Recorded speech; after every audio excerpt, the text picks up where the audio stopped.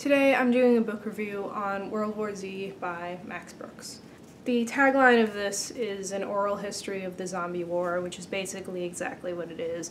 The format is just a bunch of interviews from people post-World War Z.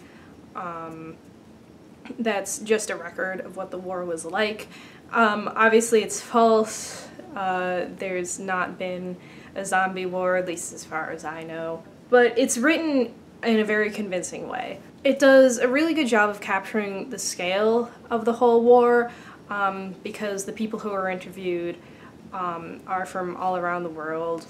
I actually read this book for two reasons. The first one is that my dad is super into zombies, so this book was kind of just hanging around the house.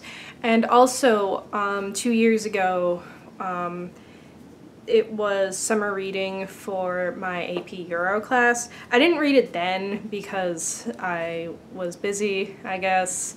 I'm sure I had a reason, but I was actually interested in it because this is like a weird book to have for European history class, right? But I totally understand why it was recommended reading for it. Since it presents the concept of a war and like national and international crises on such like a global scale, it brings in a lot of ideas. Since I already took the class, well, I took it a while ago, so I don't remember a lot of stuff, but what I do remember, a lot of it was actually in this book, like how other nations dealt with each other, and like especially how militarized a lot of the countries became. It dealt with like the governments along with like the civilian populace. And yeah, like I completely understand why this was recommended reading because it presented the ideas of modern European history in like this fiction, like more modern book. And it's like definitely more relatable because I think this book takes place slightly in the future from now, but not that far. And so there's like cars and like the people are like really relatable. So yeah, that was just really interesting. This book even brings up a lot of things that I never considered, both for zombie wars as well as just normal wars. So like it brings up how people dealt with like oceans, and like there wasn't really any naval warfare because zombies can't build boats, but there were like a lot of sections that dealt with how a lot of people escaped to the water because they assumed the zombies couldn't follow them there. And then there was one section that was about like K9 units, which is another thing I never considered. Like when you think about zombies, you don't often think about animals, but that was one of the more interesting sections for me. I also really like dogs. But it was just really cool to read because the author really examines like all different angles of it and all different viewpoints from like the people in it, and both as like civilians and as like leaders. The format really isn't for everyone since it really is just a 350-page collection of a variety of interviews. So if you're really not interested in the subject or you don't like reading interviews, I could see how it could fall a little flat and seem boring. But I was interested in the subject. I really like zombies. There's no pure narrative in it aside from like before each interview there's like half a paragraph where the author is describing the situation he's interviewing the person in, but everything else is just interview format, which I actually really liked. Something that really draws me into a lot of stories is the quality of the voice, and since this was just a collection of interviews, obviously in order to pull that off, everyone would have to have like a distinct voice, and I think that the author does pull that off very well.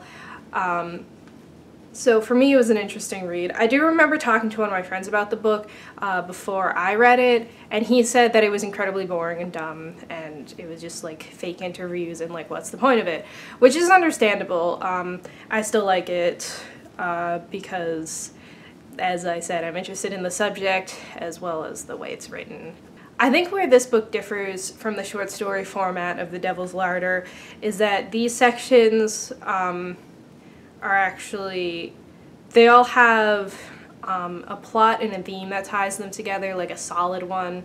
And the sections are fully developed with characters that you know a bit about and you grow to care for. That was another interesting thing. Even though each person only has one section, some of them have two, but each character only has one or two sections, but you still feel attached to them in like the short amount of pages that they have. I think because they're presented so like individually and realistically, which is weird to say for a zombie book, but I mean, you have to like make a fiction situation realistic in order to sell it, right? But yeah, so I actually like cared about what happened in the sections.